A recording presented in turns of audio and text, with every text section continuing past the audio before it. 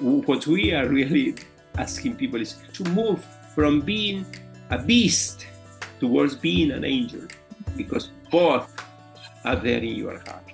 Therefore, sometimes we are real beasts. You have to move to bring out your own angel. So the process of forgiveness is to move from the beast to the angel. I'm your host, Eileen Boris, and I'd like to welcome you to Political Forgiveness Voices of Peace, a podcast of hope, where forgiveness and political forgiveness intersect to create a better world. Father Leonel Narváez is a priest and sociologist of the Consolata Missionaries and lives in Bogotá, Colombia. He worked for 10 years with the nomads of Desert East Africa, which includes Kenya, Sudan, and Ethiopia, and another 10 years in the Amazon forest of Colombia. During that time, Leonel participated in the peace negotiations between the government and the FARC guerrillas. In this process, Leonel realized that in addition to those objective measures that needed to be addressed, there was accumulated anger, the sense of exclusion, and the desire for revenge as subjective causes of failures in the management of conflicts. So Leonel then dedicated himself, body and soul, to finding a methodology that would address these subjective causes and founded the Foundation for Reconciliation based in Bogotá, Colombia, where he developed the ESPERE methodology based in forgiveness and reconciliation. I'm so excited and grateful to be talking to you today. Welcome, Leonel. Thank you very much. I'm very excited, very happy to be here with you too. Knowing you, and I should tell the listeners that we've been friends for a long time and that you are in the forefront of the development of something near and dear to my heart, which is political forgiveness. And so I wonder if you would begin to share a little bit about those younger days and how they shaped you. Okay, that's good. I grew up in a region which was very attractive for business and for economical growth, because it was a coffee area, and coffee has been for Colombia one of the main financial resources, not only for the Colombian legal economy, but also for illegal economy, so the cocaine production in Colombia, which is now the main source of financing the leftist groups and also the criminal organized groups which are here in Colombia and Latin America. The small town where I grew up was called Genoa, and the state was Quindío. And the amazing thing of my story is that it is the same place of birth of the founder of the FARC, which are the national leftist groups in Colombia, which have been there for the last 60 years until 2016, when we made a peace agreement with them.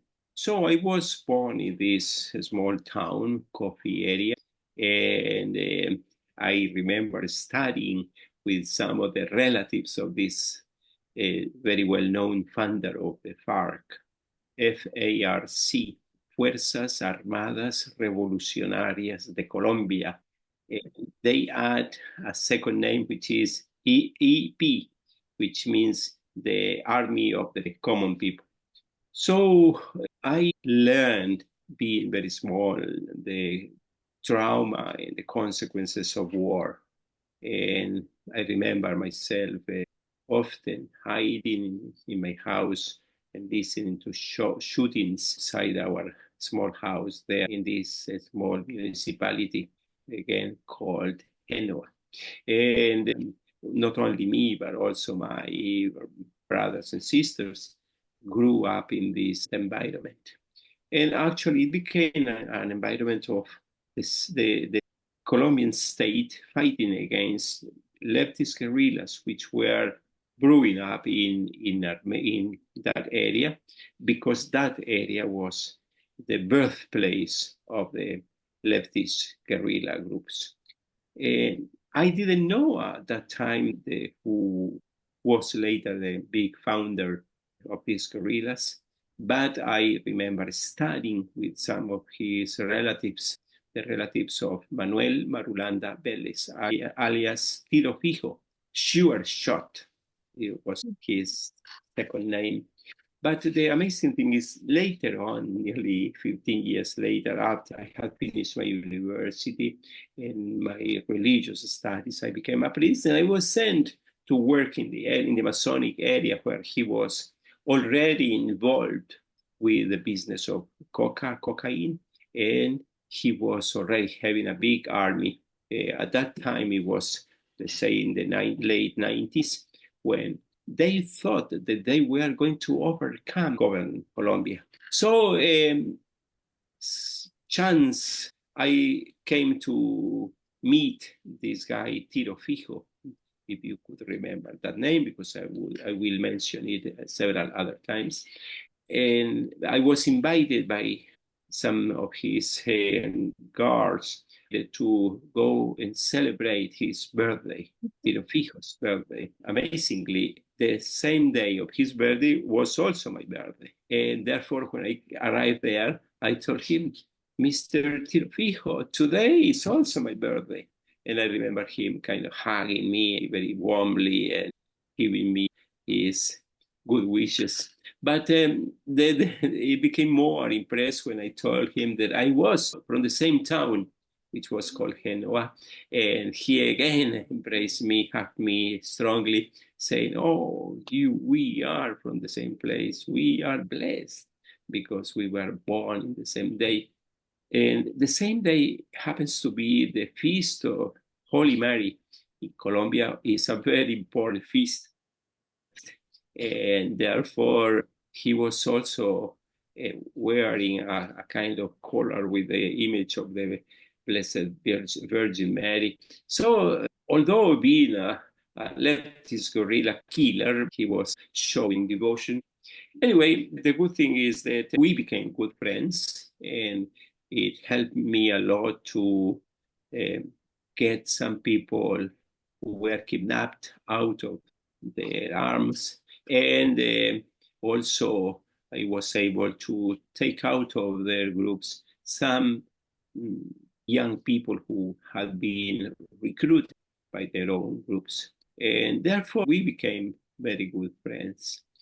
Later, when I had already studied sociology and I had always kind of reflecting on the problem of violence in Colombia, it was there where I understood and I could sense with my own hands that the main problem was what I call nowadays the urge for revenge.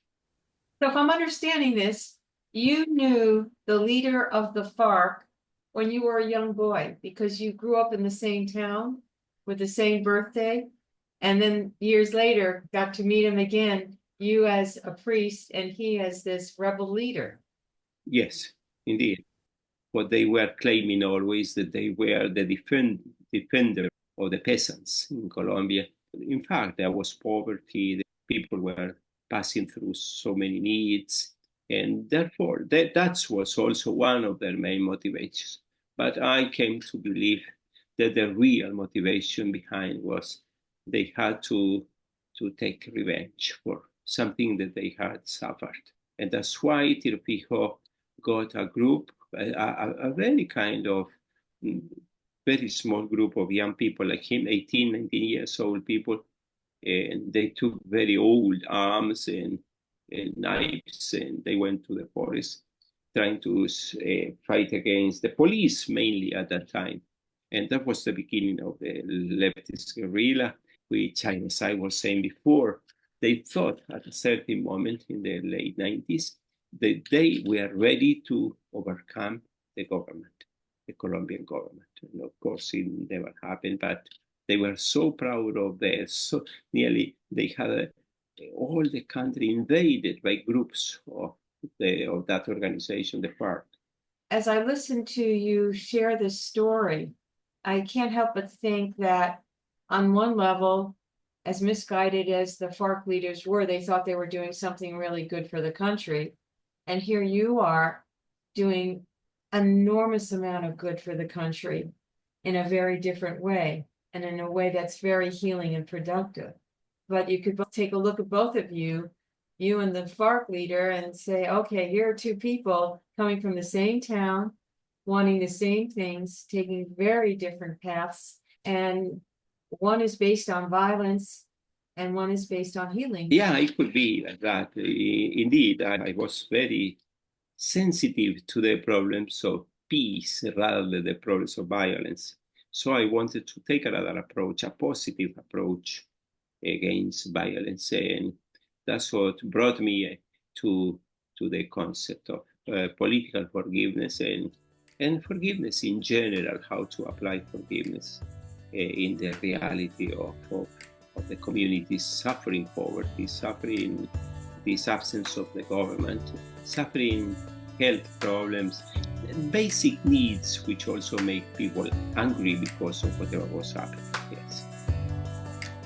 What's so important here also is that there have been so many peace accords signed all around the world, and most of them fail. And I think the reason is because these peace accords are looking at the objective factors, what needs to happen economically, militarily, and so on, and they're all important. They don't address the underlying cause that feeds the conflict to begin with, which is the need for revenge, the accumulated anger, all that emotional undertow that's never addressed and dealt with. And you've been able to recognize that, and as a result of that, began to look at, okay, what is forgiveness and what is political forgiveness? And how would you define political forgiveness? Yes, I've got two kind of different approaches to political forgiveness. Political forgiveness, according to me, is the duty of any citizen. In fact, political comes from being a citizen. See?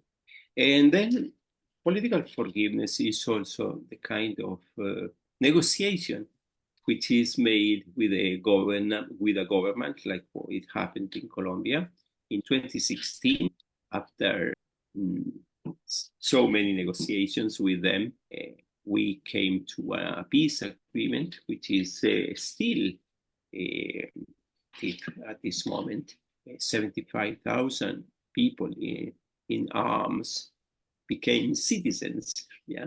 And one of the main ingredients of this peace agreement was how the Colombian government was going to forgive or even decrease the penalties that they deserve, which means that, okay, justice is also the capacity to restore people back to their own civilian life. Therefore, after 4 years and a half, these leftist guerrilla groups and the Colombian government managed to sign a peace agreement, which among the main concept, were the two problems that we were mentioning before. Okay, how to face the objective causes of violence, which is poverty, unemployment, lack of housing, lack of land, etc. And in fact, the agreement has a very kind of important decisions which the government and the leftist guerrilla are still trying to put into action, still nowadays after nearly 8 years of implementation of the agreement. But also, the agreement also considered a kind of answer or response to the subjective causes of violence. And that's why they are also getting a lot of assistance, those who signed the peace agreement.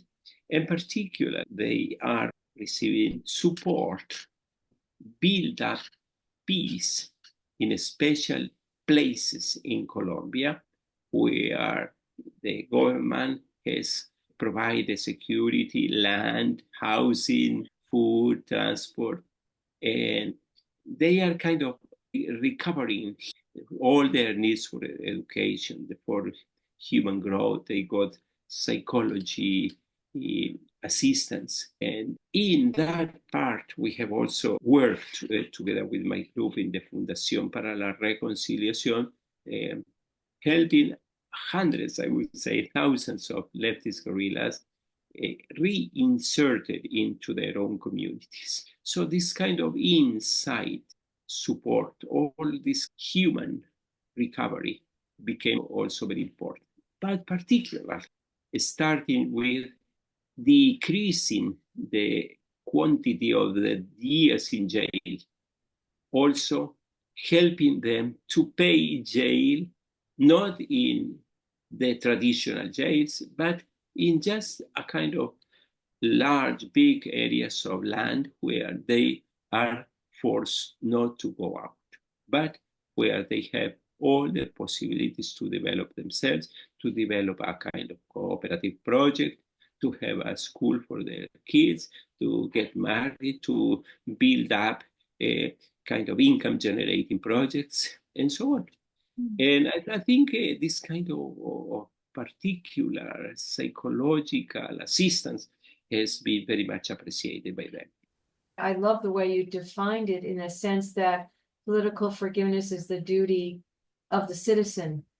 And I know that you have read a lot from Hannah Arendt, and she has a wonderful quote, which is, "Without being forgiven, released from the consequences of what we have done, our capacity to act would, as it were, be confined to one single deed from which we could never recover."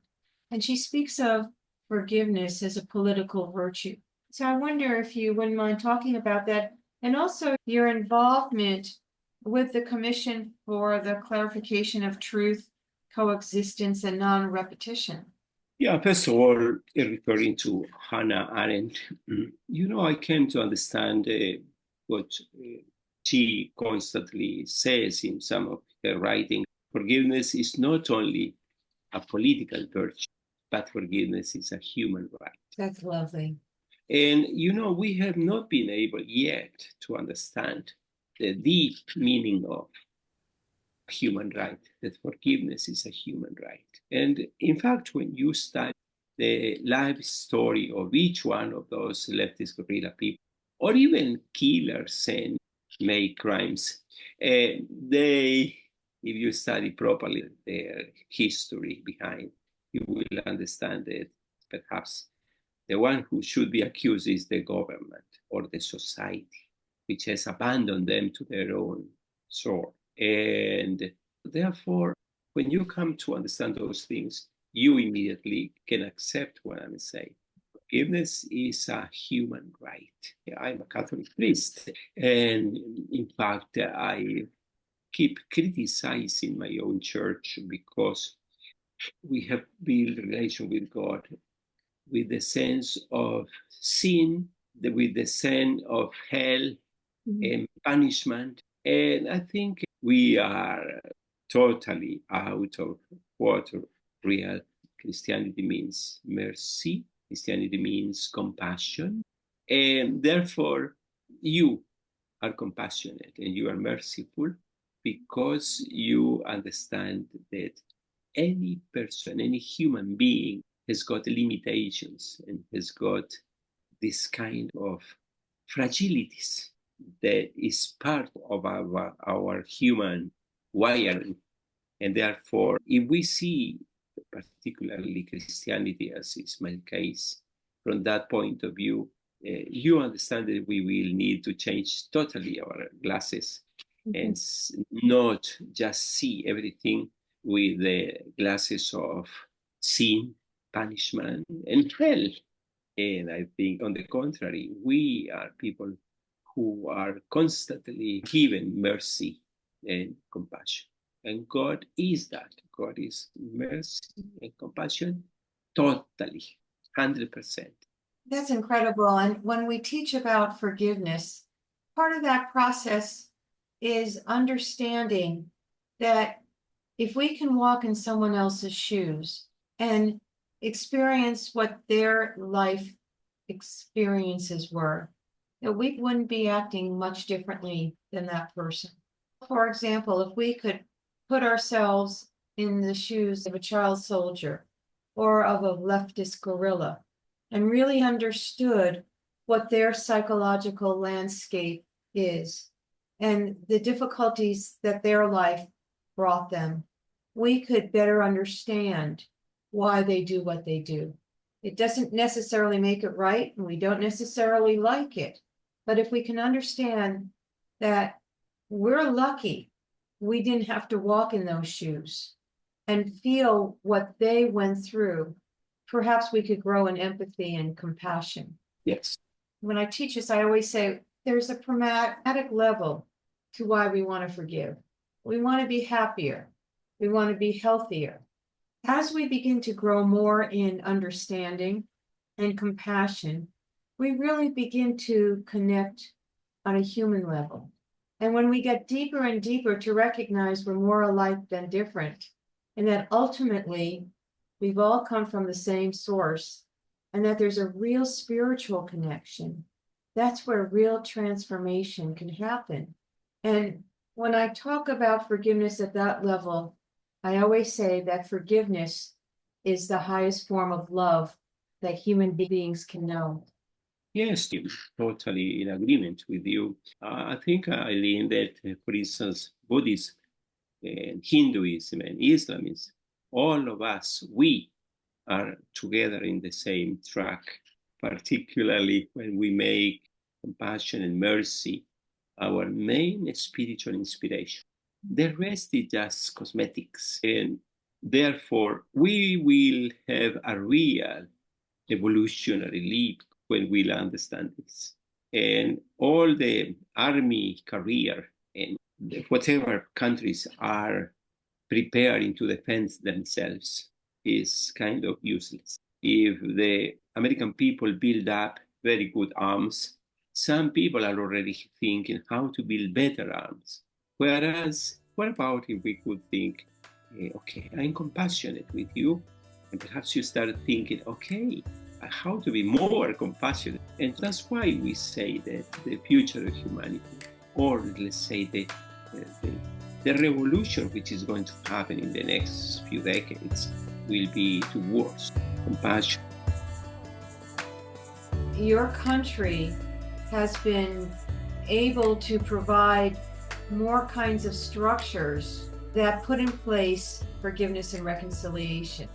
And that's why I was really curious about some of the work you were doing with the Colombian government and with Colombian society. I wonder if you wouldn't mind talking about your involvement with the Commission for the Clarification of Truth, Coexistence, and Non-Repetition. Because the Commission has finished its work last 2 years ago. But, the conclusions have been so powerful that they are still in kind of in a process of more implementation, because the Commission came up with perhaps one only conclusion, which is the most important, that all of us, we were part of the war, we were part of the violence, and therefore we have to do something if we want to move towards peace. And I find that, of course, there are groups which are more responsible. The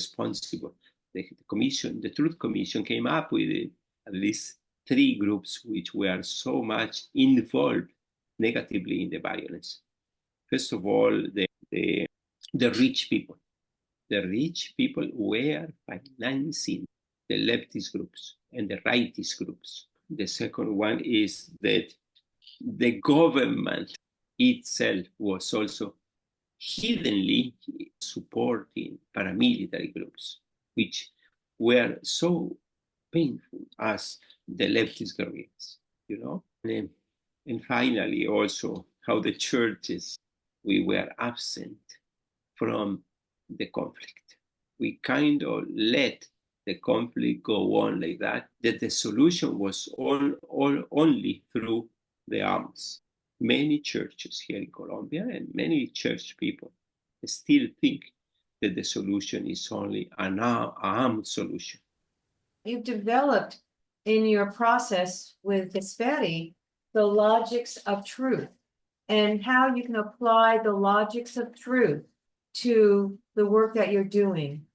Yeah, it's a simple concept that truth is the sum of all our truths. It's not your truth, it's not my truth, it's the truth of all the people. And you speak about the logics of the events. You talk about the logics of how to overcome the situation which was left. And you help people to understand that there is not one truth. There are many truths. And that the more I open myself to the truth of the other, the more I gain in my own truth.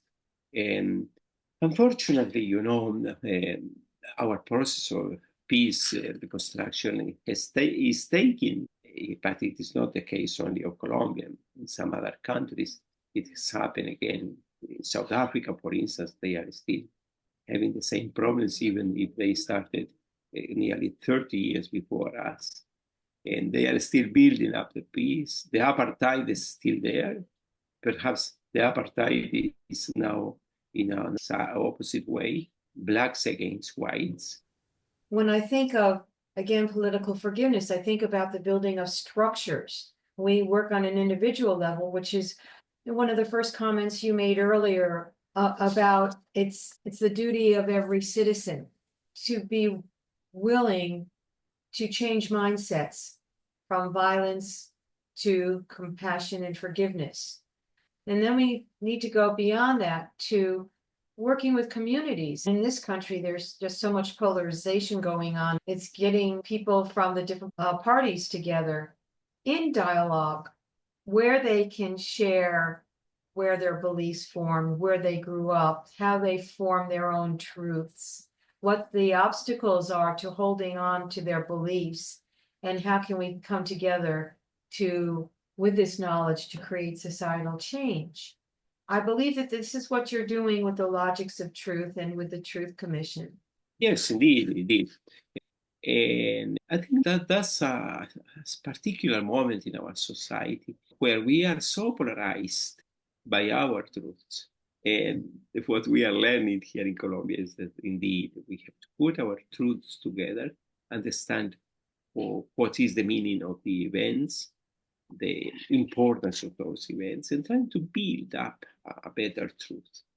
It's not easy, it takes time, because people do not have time nowadays for dialogue, for conversations like this, the ones we are having at this moment. Okay? I know that you're the Foundation for Reconciliation, and you know how bad my Spanish is, so I'm afraid to say it. Fundación para la Reconciliación.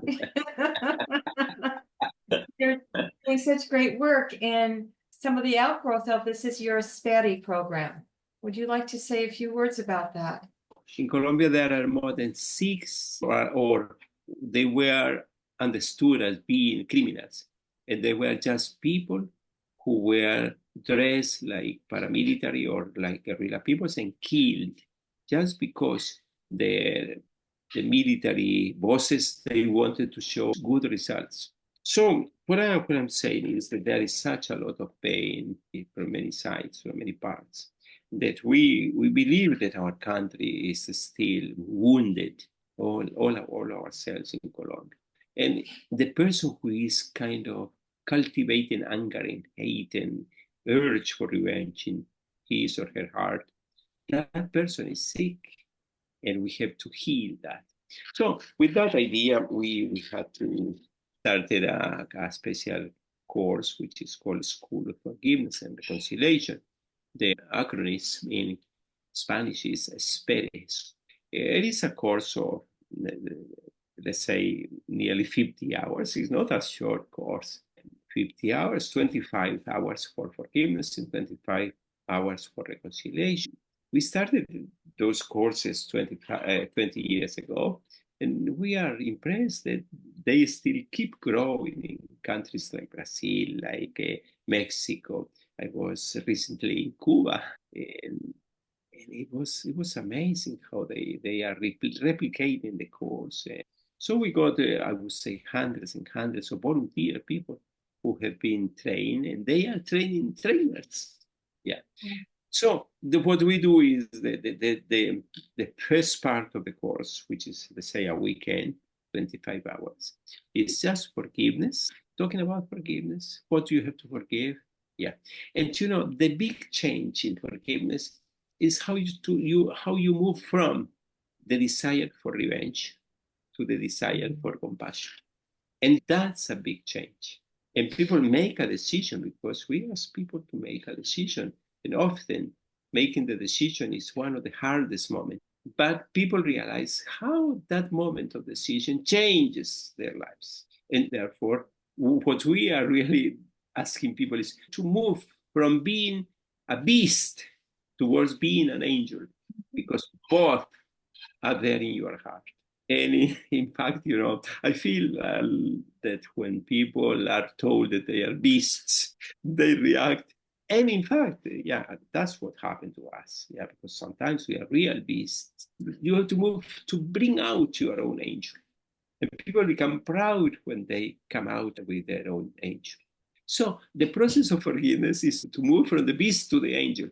I love that. And then the process of reconciliation, is really to move from the desire or the urge to abandon the other person who offended me. And now, rather, how can I start dialogue, conversation again? We all come from a place of woundedness. And what we need to do is to be able to change our mindset to get more in touch with our better angels. And that's the work of forgiveness. That's the whole process of evolution. Yeah, we are moving towards being angels instead of being beasts. And what we have to do is, whatever we manage to do in this short period of our lives, it's just to help that kind of leap, of evolutionary leap, I call it. Yes. A leap in our human consciousness is where we need to go if we want to survive the challenges that we are needing to deal with as a humanity. And also we need to make our governments to understand that arms are not the solution. Correct. And that the more sophisticated arms you build, the more difficult it becomes to build peace. One last question. How has this work changed your life? Totally. I think totally indeed. I feel so happy nowadays. I feel that I'm helping people, not because of my own merit, but because I'm just telling them, don't be a beast, try to be an angel, okay? And that's enough. And people are proud of moving from the beast to the angel, okay? And then you teach a few strategies to do that, and that's all. People enjoy our course, and perhaps that's why we have been able, first of all, to stay in nearly 21 countries nowadays. And how we have been able to stay already for 20 years, very active, yeah. And one of the population areas where we are becoming stronger now is in prisons, because people in prison, they cultivate the desire for revenge, how to be the worst beast in the world. Mm-hmm. So they would like to come out and just to kill and eat whatever they have killed. If people want more information about your work, how do they go about getting in touch with you? Yes, yeah, they can look for Fundación para la Reconciliación in Spanish in the webpage, and there you get all the information. Perfect. And in the show notes, I'll have contact information and how they can do all of that. It's truly been an honor and a pleasure to talk to you today and spend time with you. Of course, my gratitude to you also, Eileen. I know that you are doing a lot of thinking and a lot of writing towards the same purpose, how to strengthen this concept of peace and forgiveness and reconciliation in our world. So we are on the same track. And hopefully all of us together and those that we know who are working toward forgiveness can really build that culture of political forgiveness around the world. Yeah, and my last word to the people who are listening to us is try to grow your angel, not your beast. Thank you for joining us in listening to Political Forgiveness, Voices of Peace, where I hope you were inspired by the work of forgiveness in creating social change. If you know of anyone who would find this episode helpful, please share it. For more information on political forgiveness, please visit my website, drboris.com, where you can find all the resources mentioned in the podcast, as well as sign up for the newsletter with the latest information on political forgiveness.